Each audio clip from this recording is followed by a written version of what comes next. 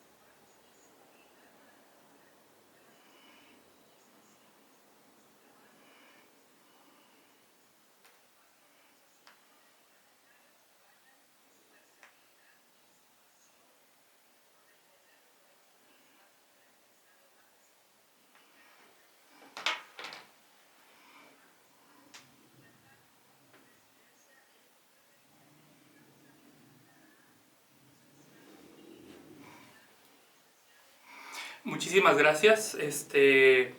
Yo les agradezco mucho la invitación a ustedes y para decirles que es muy importante este tipo de ejercicios para la divulgación de los derechos de las personas y también la concientización sobre la problemática y los alcances que tiene este problema en la vida social en México.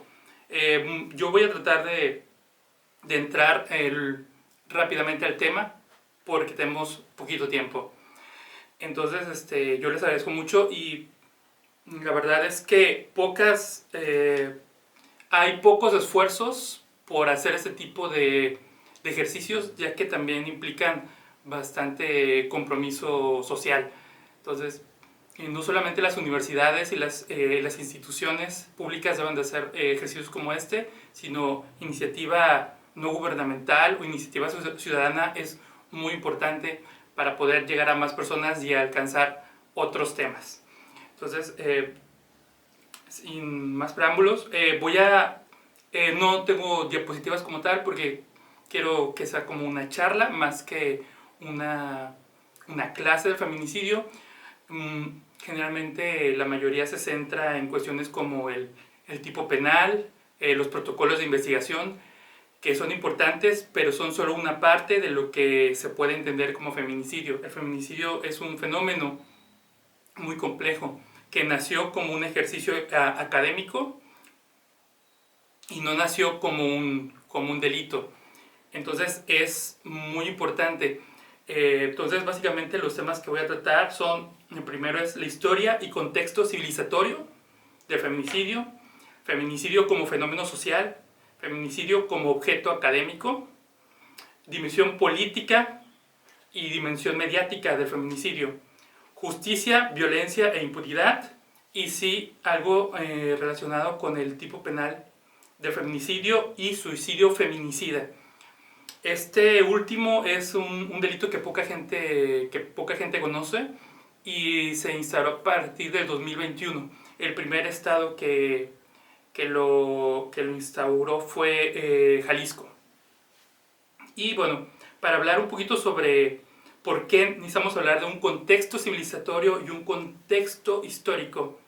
Bueno, pues la mayoría sabemos que vivimos en lo que se llama la civilización occidental, ¿no? Pero encontré un texto muy interesante que se llama Las monjas indígenas de Corpus Christi en Nueva España, etnicidad y espiritual en el siglo XXI. Y quiero leer dos primeros párrafos porque son muy interesantes.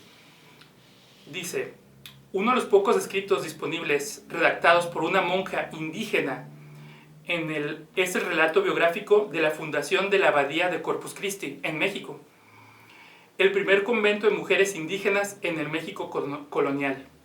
El relato, el cual se atribuye al confesor de la autora, finaliza con un reporte impreciso de un evento misterioso. La escritora recuenta que el padre de una novicia española que había sido aceptada en Corpus Christi había hecho preparaciones para asesinar a las monjas indígenas que vivían ahí. Había colocado una escalera para trepar el muro del convento, y la noche en que planea entrar y asesinar a las monjas, alguien lo asesinó a él en el lugar.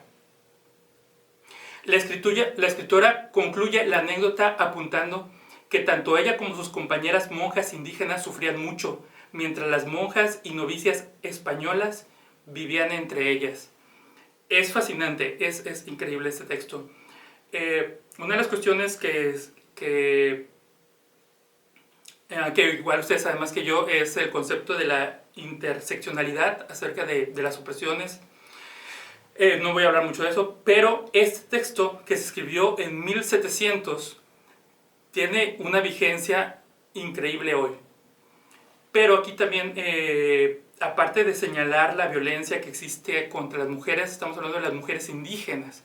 Entonces aquí vemos una cuestión de género y de racismo, que muchas veces no se señala cuando se habla de las cifras o del número o de quiénes son las víctimas del feminicidio. Algo que generalmente se comete como errores en las ciencias sociales cuando se habla de fenómenos en general es hablar en general. Y creo que debemos de pasar a hablar a cuestiones más concretas para no nada más decir, no, pues es que es un número tal de víctimas al día, sino quiénes son esas víctimas y dónde viven esas víctimas. Saber si eran madres de familia, si eran trabajadoras, si eran estudiantes. Todo ese contexto es muy importante, no solamente para la investigación de un delito de esa magnitud, sino también para entender qué está pasando detrás. Ok, voy a leer otro texto, otro pedazo del mismo texto. Dice: Asunción Labrín concluye que el feo monstruo de doble cabeza de la ineptitud intelectual e incontinencia sexual que había retrasado el proceso de aceptación de los hombres indígenas en el clero, volvió a servir de argumento para obstaculizar el proceso para las mujeres. Esto también es muy interesante. Cuando ocurrió la conquista de México y se empezó a desarrollar todo el proceso de la creación de la Nueva España, aunque tenemos esta cuestión del mestizaje como tal, no existió un mestizaje en la cuestión en la que todos los indígenas tenían las mismas condiciones que los españoles, sino que se limitaba bastante el acceso a los cargos más altos políticos y de autoridad también de la iglesia. Es algo que no se señala. Por ejemplo, el primer abogado indígena se inscribió más o menos en las mismas fechas a una escuela de leyes casi al mismo tiempo que se creaba este primer convento de Corpus Christi en España, en Nueva España. Entonces, hay una cuestión de género y de racismo siempre, por lo menos en México.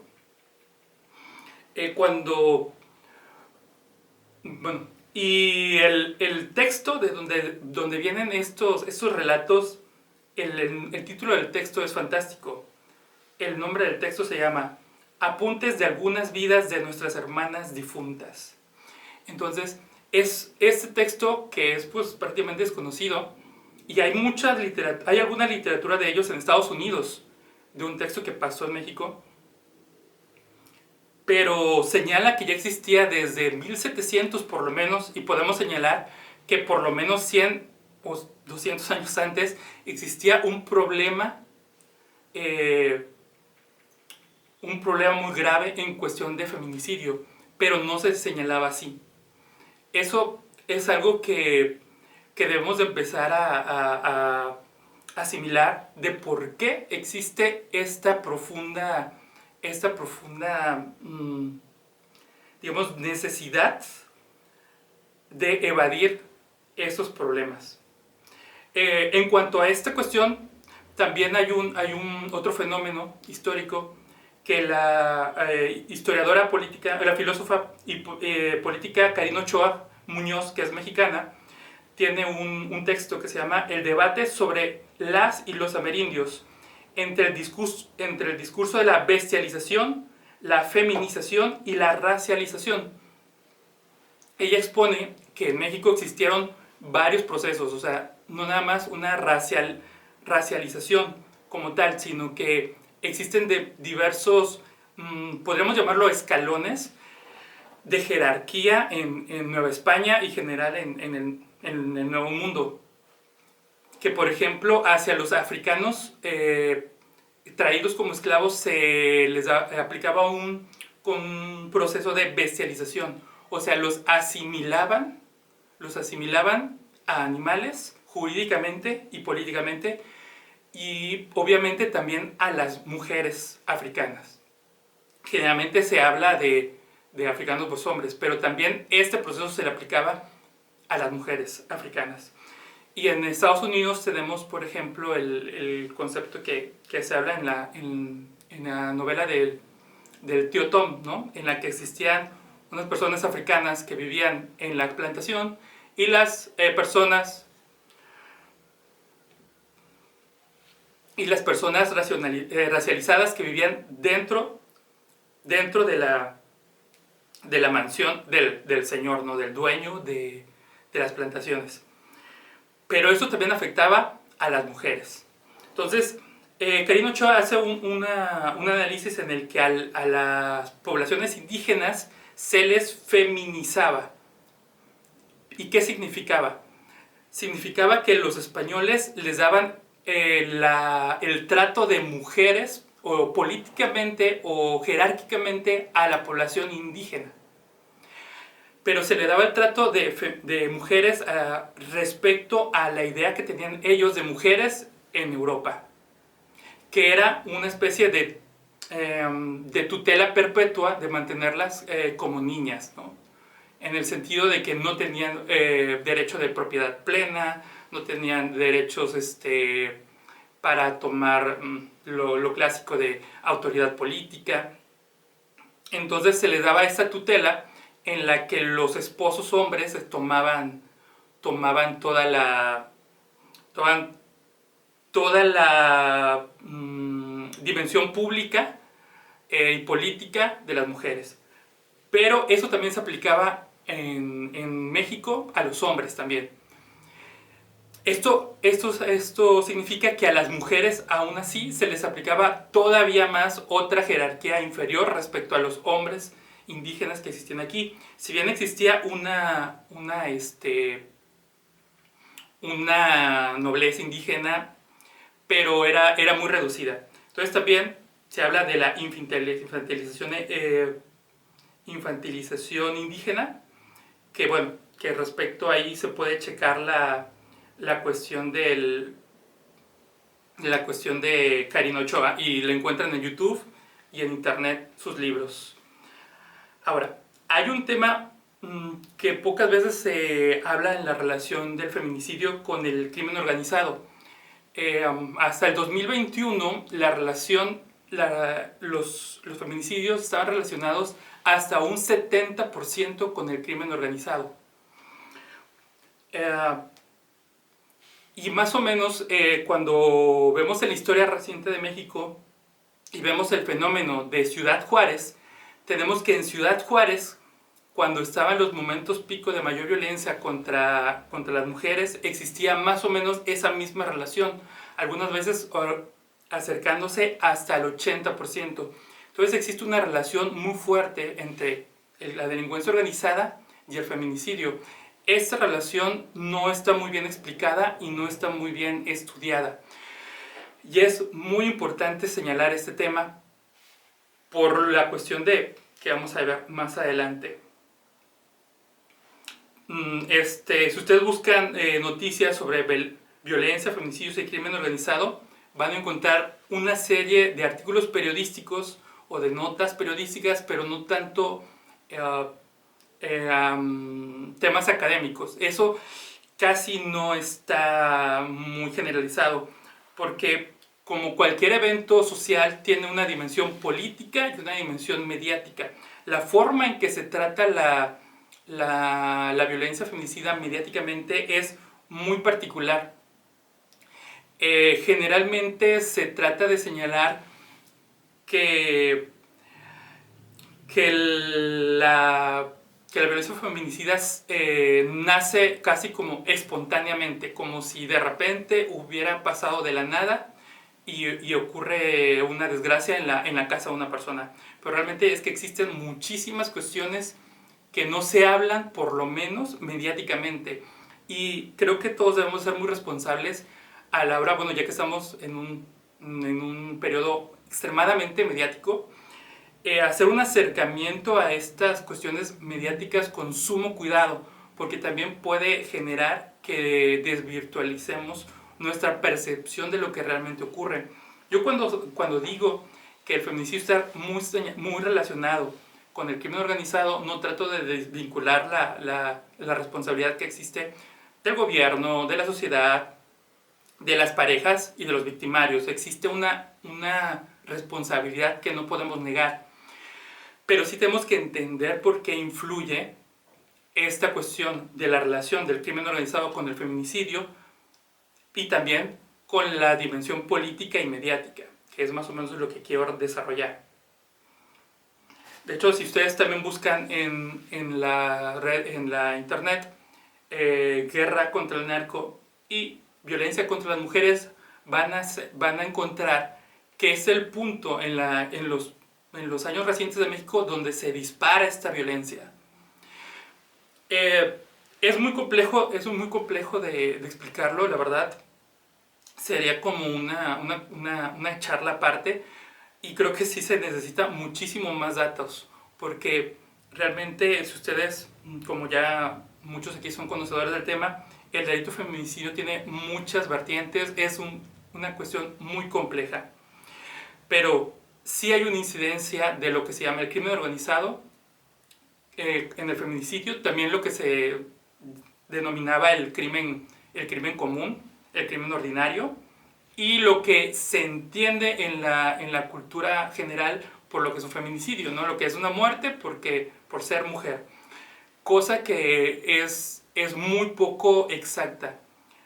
Es muy poco exacta y también permite todo este tipo de trivializaciones, sobre todo en los medios, sobre lo que implica lo que es la violencia contra la mujer. Déjenme leer una noticia nada más. Por ejemplo, dice: las muertes violentas de mujeres en México iniciaron una tendencia creciente, inédita a partir del 2007, en coincidencia con el inicio de la guerra contra el narcotráfico. Durante los años 2013, 14 y 15 se logró estabilizar la incidencia de homicidios de mujeres, pero para el 2016 este crimen repuntó y alcanzó nuevos máximos históricos que ni la pandemia ha logrado frenar. Entre 10 y 11 mujeres son asesinadas cada día en México. Hay que señalar que también en México tenemos un problema muy serio en relación contra la justicia y su transparencia. Yo me atrevo a decir que la justicia en México es secreta, porque nosotros no sabemos qué están decidiendo los jueces y tampoco estamos sabiendo qué casos están investigando o no las fiscalías. En Estados Unidos todos los casos son públicos. O sea, tú llegas a la oficina correspondiente y pagas tus copias y te entregan las copias correspondientes. Eso no sucede en México. Y eso es muy importante. Y voy a ir siguiendo elaborando esto un poquito más en relación a lo que va pegado con la impunidad. Entonces, ya les platico un poquito sobre esta relación del crimen organizado con el feminicidio, que no es menor, y repito, no es una cuestión de quitar responsabilidad a los perpetradores. Pero tenemos esta relación, y realmente sí estuve checando las cifras, y sí es muy alta. En México, el número de casos que se tienen contabilizados entre 10 y 15. Pero existe también esta secrecía de la justicia en México, que realmente no proporcionan todos los datos correspondientes acerca de cuáles son los casos que están sentenciando y cómo se están emitiendo estas sentencias, que también se me hace poco fiable estos números. Yo no sé si son más altos, podrían serlo, o podrían ser los más bajos, pero estos números no se sabe exactamente de dónde se obtienen, porque cuando se inicia una investigación por un delito como el feminicidio, tampoco hay mucha certeza en cómo las fiscalías están estableciendo sus estadísticas. Digo, yo trabajo en el Poder Judicial y también tenemos cuestiones estadísticas. Entonces, pero las cuestiones de las estadísticas de la fiscalía no sabemos qué tan certeras son. Entonces, muchas de las cuestiones que nos impiden abordar el fenómeno del feminicidio es esta falta de información. Existen muy buenos estudios, pero todavía no nos acercamos a tener una cuestión más aterrizada de un fenómeno tan grande, de un país tan grande como lo es México. Aquí, por ejemplo, de hecho, tengo otra noticia de un periódico español que dice: de 800 a 1600 al año. La Unión Europea no sabe cuántas personas han fallecido por violencia de género. ¿Por qué? ¿Por qué pasa esta cuestión? La violencia de género, algo que me contó un maestro hace mucho tiempo, nos preguntó cuál es para los que somos abogados, ¿cuál es el bien jurídico más importante que tutela la ley? Y todos nos dijeron, pues, la vida o la libertad. Y él nos dijo, no, el bien jurídico más importante es la dignidad.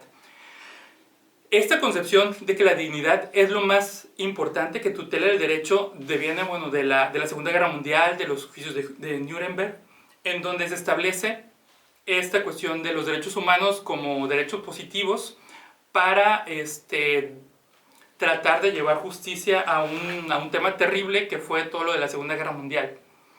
Entonces, básicamente, los derechos humanos están tratando de paliar un problema de fondo en la justicia. ¿Por qué? Porque, por ejemplo, en las guerras siempre ha habido reglas y muy recientemente ha habido leyes. Siempre ha habido unas reglas más o menos entendidas de lo que es la guerra y no. Pero cuando viene la Segunda Guerra Mundial se establecen estas cuestiones de los derechos humanos para poder paliar un problema que también tiene una connotación política. Por ejemplo, cuando los japoneses pues, perdieron, ellos tampoco entendían a qué se referían sobre derechos humanos, porque era una cuestión nueva y más que nada referente a una cuestión occidental. Entonces, por ejemplo, no es una cuestión mía que yo quiera decir que el Estado no sabe qué está pasando, sino que realmente es muy complicado y ahorita voy a tratar de explicar un poquito por qué.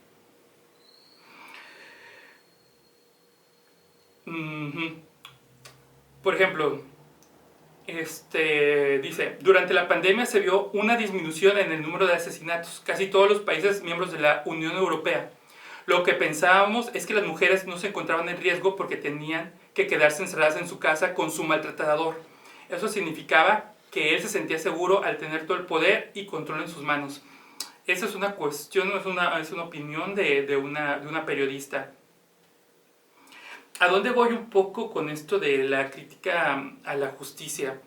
Nuestra justicia, pues en América, en Europa, está centrada en lo que podríamos llamar una justicia a lo que llamo el principio del agravio suficiente. El agravio suficiente significa que si realmente es algo suficientemente serio lo que te pasó como persona, vas a ir a un juzgado o al Estado a pedir justicia. Pero si no lo es, no lo vas a ir. Eso es un principio que no está en ningún libro de texto. Pero lo que pasa con la justicia occidental es que nunca ha tenido como base de la justicia la dignidad, o lo que nosotros también podemos llamar como la violencia psicológica o la violencia moral. Eso nunca ha existido, por lo menos en la ley penal. Y si se trata en la ley civil, es una cuestión diferente. Cuando nosotros tomamos el modelo norteamericano, en México se tomó la Constitución americana como modelo para generar nuestra república. Esa se tomó a su vez del modelo inglés. El modelo de la Constitución inglesa, de las instituciones inglesas, sobre todo de la cuestión penal, vienen de la Edad Media, vienen del 1200. Estamos en el punto donde existe un aumento en la cuestión de la caza de brujas, que es un tema que, bueno, no vamos a tomar ni nada. Pero cuando se establece la cuestión de la justicia en Inglaterra, se firma una carta entre 60 personas. O sea, son 60 personas las que emiten una carta que van a ser las garantías que se conocen en la Carta Magna. Entonces imagínate que estamos basando todo un sistema de justicia en una carta que diseñaron algunas personas con precedentes históricos, pero la firmaron las 60 personas más poderosas de Inglaterra. En ese momento Inglaterra tenía unos 2 millones de habitantes, quizá. Entonces, cuando se genera esta cuestión de la Carta Magna, se establece una protección política para las personas poderosas. Entonces, esta cuestión lo establecen ahí hasta cuando establecen la institución del jurado. Ellos dicen que tienes derecho a un jurado de tus pares, por ejemplo. Entonces, cuando entendemos esta cuestión de los pares y estamos señalando que los que firmaron la Carta Magna pues eran los hombres poderosos de Inglaterra, en un momento histórico en el que se están implementando lo que se llama la cacería de brujas en Europa, ellos generan un sistema para protegerse. El sistema penal del que nosotros somos parte está diseñado para proteger a los políticos. ¿A qué me refiero? Está diseñado para que el poder, la hegemonía política, no utilice el derecho penal contra sus adversarios. Entonces, cuando entendemos esto, podemos entender por qué no se entiende la cuestión de la violencia, lo que ahorita entendemos como violencia de género, o la violencia moral, o la violencia psicológica, como una cuestión relevante. Porque lo que quiere el derecho penal, con algunos otros alcances, es tener una estabilidad política al modelo estatal o de hegemonía que exista. Y esto es más evidente cuando vamos a nuestra Constitución y vemos que se establece en la Constitución el derecho penal. ¿Qué significa esto? ¿Por qué el derecho penal es constitucional y el derecho civil no? Porque el derecho civil está enfocado a otras cuestiones comerciales o de propiedad que muy poco tienen que ver con la política. Pero el derecho penal sí. El derecho penal, antes que nada, es un derecho, es una ley, una cuestión política. No se puede entender de otra manera. De hecho, por eso uno de los puntos más importantes que tiene el derecho penal es la declaración, o sea, del imputado. En todo derecho penal occidental es uno de los derechos fundamentales. Si tienes derecho a declarar, pero también tienes derecho a guardar silencio. ¿Por qué? Porque al final de cuentas el proceso penal no se trata de encontrar una solución científica o de una resolución, sino que se trata de encontrar una resolución política a un problema específico. Y aunque sí tenemos casos y casos de crímenes comunes, realmente lo que pasa cuando una persona va a solicitar justicia hacia un imputado o una víctima es que es excesivamente oneroso. Oneroso en tiempo, oneroso en dinero, oneroso moralmente, psicológicamente. Los procesos son muy difíciles para los imputados y no se diga para las víctimas.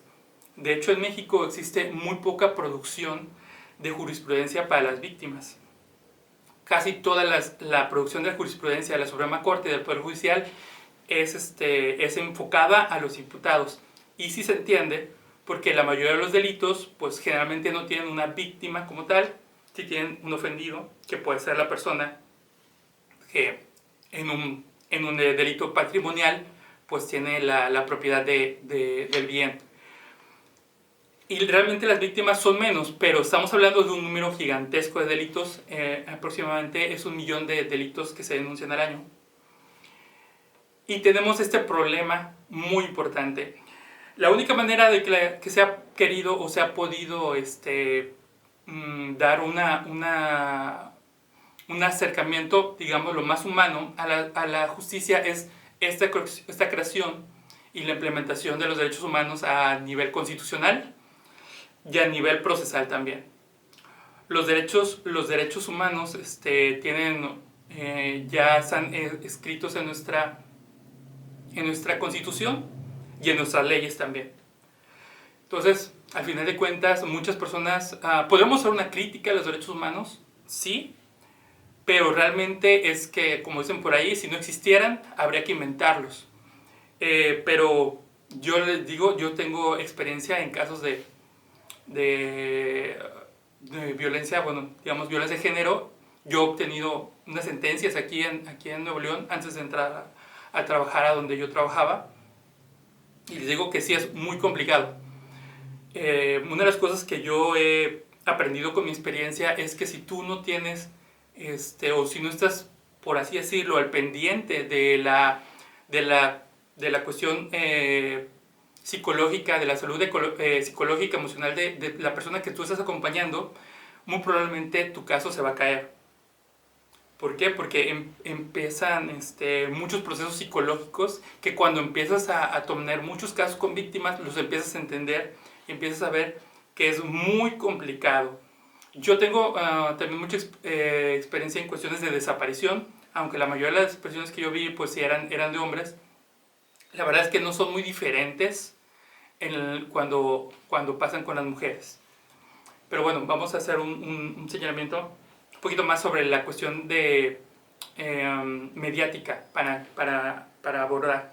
Cuando vino el caso de Devani, de hecho yo tengo un video ahí, que a lo mejor, y bueno, puede que no les guste, yo tengo una teoría, pero cuando investigas desapariciones o tienes un caso, no puedes afirmar nada, y mucha gente se queda con una cuestión, pues como de sentido común, que dice, bueno, es que encontramos esta tapa de celular y esa tapa de celular significa algo.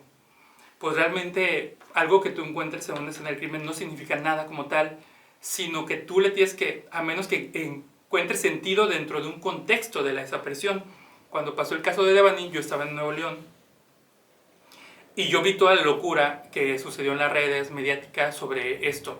No me refiero a locura a que la gente no deba de pedir justicia, es importante, pero empezó a ocurrir un fenómeno en que la gente arrojaba teorías y teorías y teorías hasta el punto de que hoy no se tiene una idea clara ni mediáticamente de lo que ocurrió. Para mí en ese caso, por ejemplo, hubo 3 desapariciones de Devani, que fue la desaparición mediática, la que ocurrió, la desaparición que está en la carpeta de investigación y la real. Y como sí he tenido casos, experiencias de este tipo de casos, sí les digo que realmente cuando un caso se mediatiza tan irresponsablemente, realmente llega a no resolverse nunca. Casi todos los casos mediáticos que llegan a este nivel de mediatización, como el de Devani, pocas veces encuentran una resolución satisfactoria. Y hay que señalar que luego se nos olvida o no tenemos el conocimiento de que uno de los derechos más importantes que tenemos es el derecho a la verdad. El derecho a la verdad es uno de los derechos más bonitos que tenemos, que está en la ley de víctimas particularmente. También es muy importante, si ustedes están acompañando casos de desaparición, abuso, en este caso feminicidio, es muy importante la ley de víctimas. La ley de víctimas, es más, contiene cuestiones procesales que no están en el Código Nacional. Es muy importante, es muy bonita la ley de víctimas. Yo me he enfrentado a cosas muy particulares. Bueno, voy a salirme un poquito del tema. En la cuestión de la reparación del daño. Me ha tocado que voy a audiencias y los jueces empiezan a negociar la reparación del daño con los imputados, con la defensa. Eso es terrible. Es de las cosas más terribles que existe. O sea, ¿cómo va a negociar el juez la reparación del daño con el imputado? Eso no tiene sentido.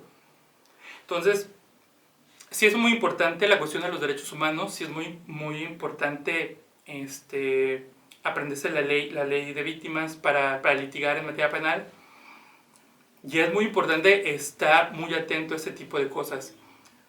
Porque, volviendo a lo mediático, cuando una persona, o ahora en TikTok, digo yo soy en TikTok también, sale a decir información errónea, información que es nada más para una cuestión mediática, hace mucho daño a las víctimas, en las que pueden llegar a sentirse sin ayuda, pueden llegar a sentirse sin salida para sus problemas. Entonces, las víctimas, las personas que quieran ejercer sus derechos deben de saber que existen opciones. ¿Que puedes pagar un abogado particular? Pues sí, lo puedes pagar. ¿Que te va a costar dinero? Sí. ¿Puedes ir con un abogado de oficio? Sí, sí te puedo ayudar.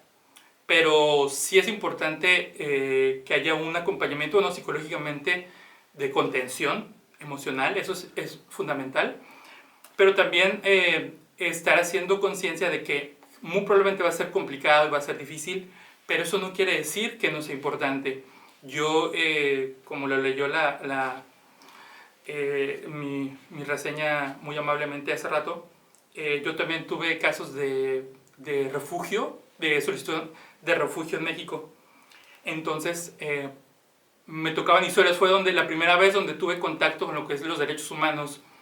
Y esta experiencia que me dio a mí tomar los casos de refugio, es que tú veías la cantidad enorme de cosas diferentes que le pasan a las víctimas, porque al final, aunque es un proceso administrativo, el refugio tiene un enfoque de derechos humanos.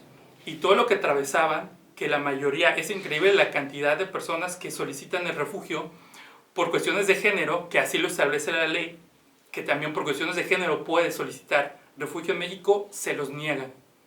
Eso también es muy importante.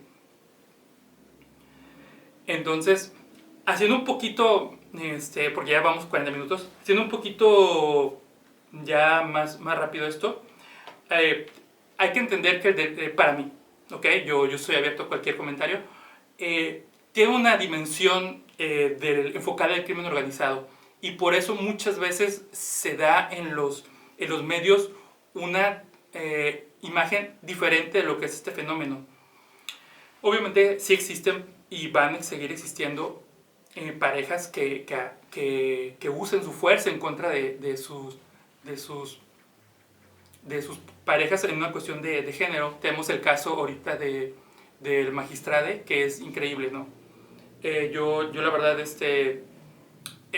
fue un caso impresionante. Ni siquiera sé qué decir, pero aunque hay una declaración que dio la Fiscalía, aún así es violencia de género.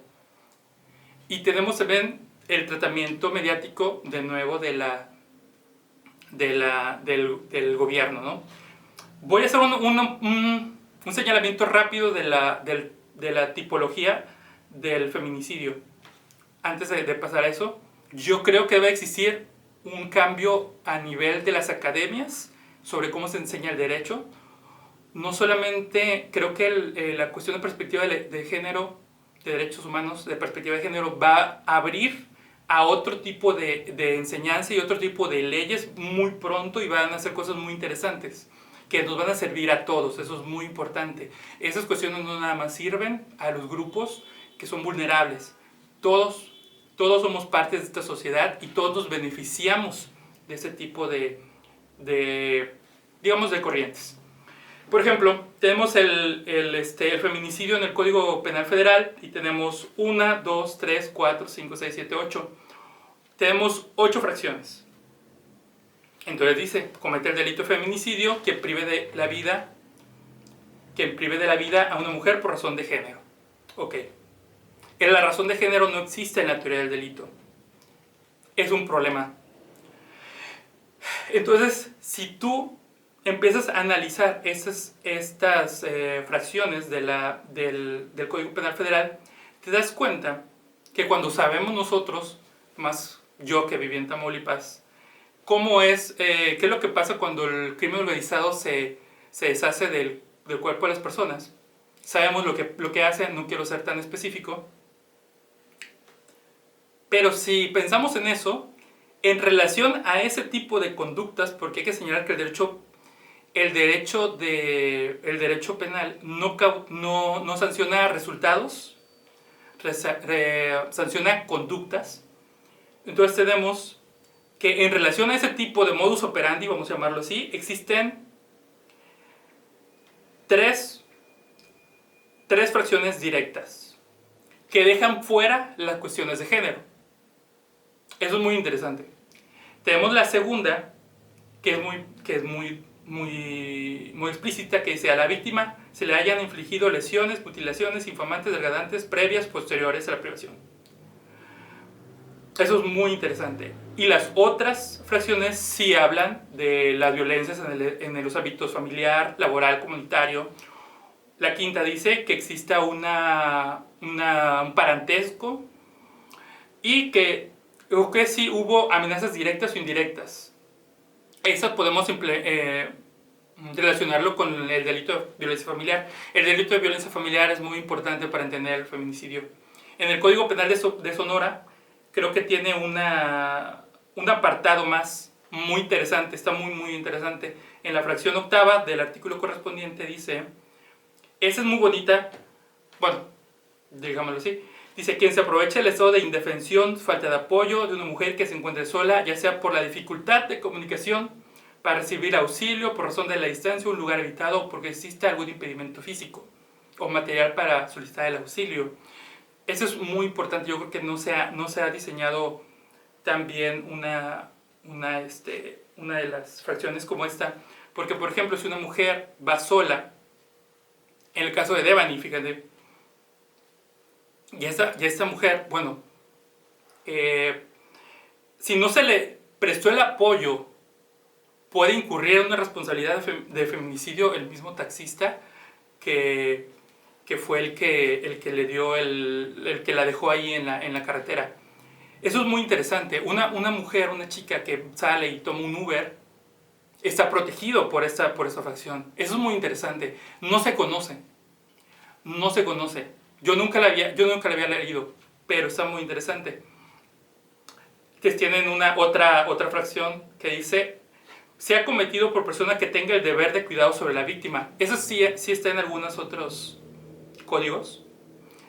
Y lo que no he encontrado en todos los códigos es que el activo haya obligado a la víctima a ejercer la prostitución. Es muy interesante. Y ya creo que ya no me da tiempo de hablar de los transfeminicidios, que es una cuestión mucho más compleja, y tampoco del suicidio feminicida, que es una de las cuestiones más terribles que existen. Nada más para terminar, que no sé si se entendió o pude decirlo claramente, la justicia en México es muy compleja.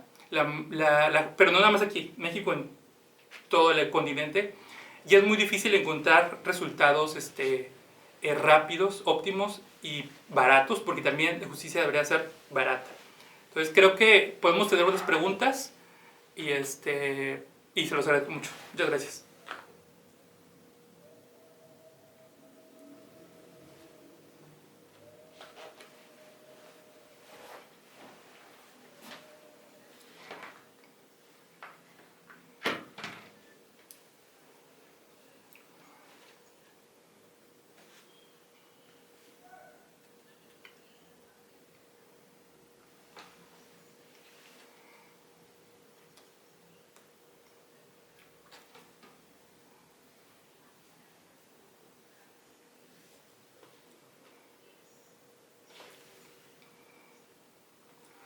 Esa es una pregunta muy interesante.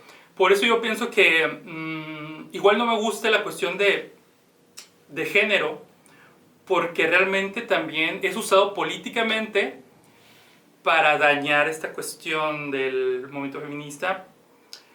Quizás deberíamos llamarlos de odio. Porque sí, bueno, no sé si fue muy di a entender lo que quería.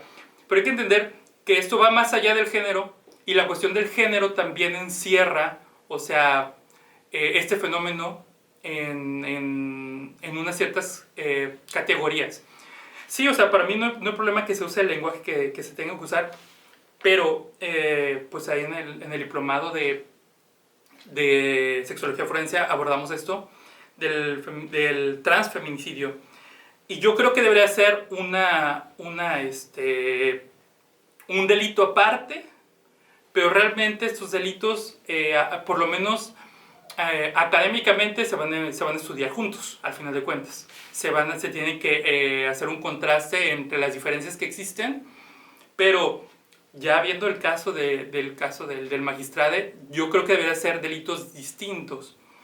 Pero realmente igual y las penas van a ser parecidas, igual y los delitos van a tener características muy similares, pero la cuestión de señalarlo como una cuestión diferente pues tiene un alcance político, un alcance social que podría ser benéfico. Es diferente. No me acuerdo en qué estado es que el feminicidio de una persona gay, homosexual, es considerado también un feminicidio. Y también algunos, hay un código que dice que se asimilan, que el feminicidio es asimilable al transfeminicidio. Entonces, tampoco la cuestión trans se estudió tanto en el derecho. Entonces, sí necesitamos que exista una cuestión de género en la cuestión de teoría del delito, de ley penal. De hecho, ya existe una maestría que se llama así, género y derecho penal.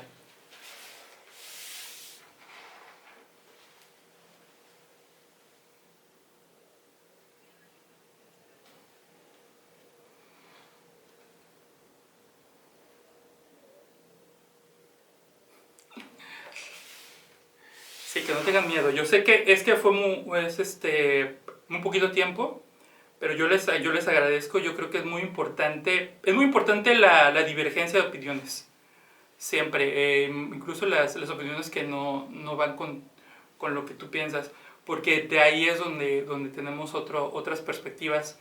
Eh, yo pues me centré más en el feminicidio, pero sí es verdad, la violencia contra la comunidad trans es muy particular. Es muy particular, y también la comunidad trans no tiene tantos espacios políticos como sí lo ha tenido pues, las mujeres en los últimos años. Entonces sí es diferente. Creo que lo que nos falta también es entrar al estudio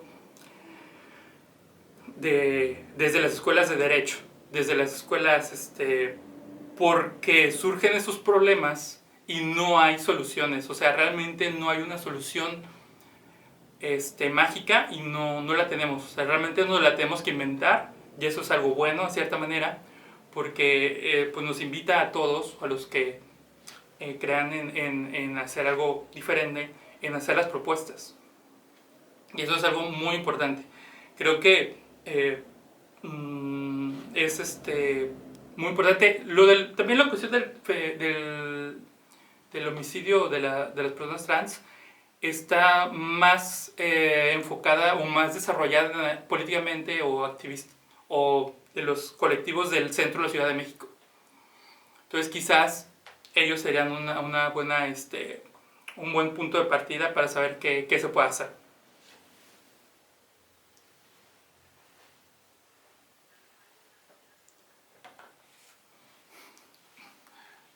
Sí, generalmente cuando son muy malas o muy buenas las conferencias no se hacen preguntas. Entonces no sé.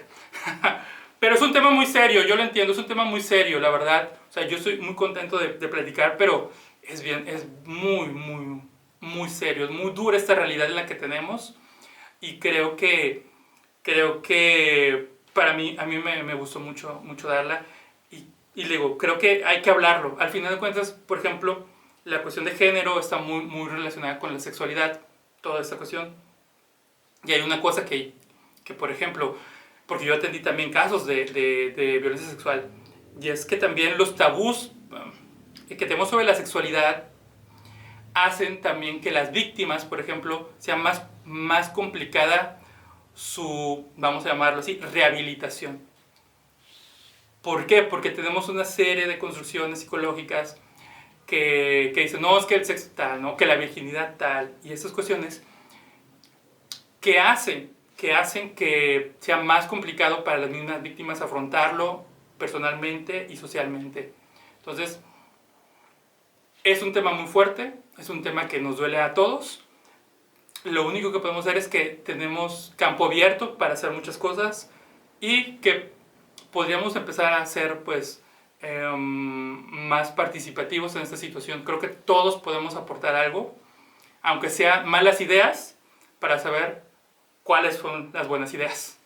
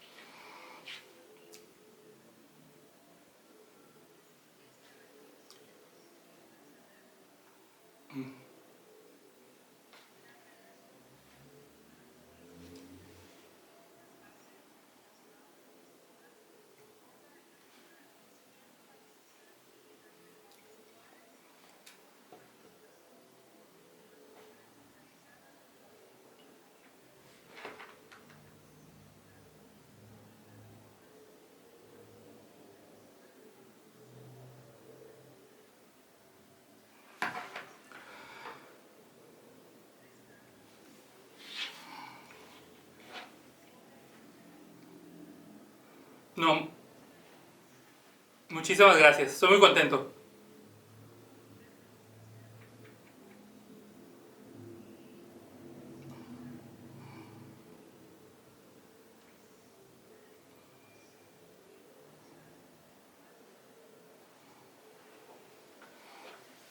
Muchas gracias.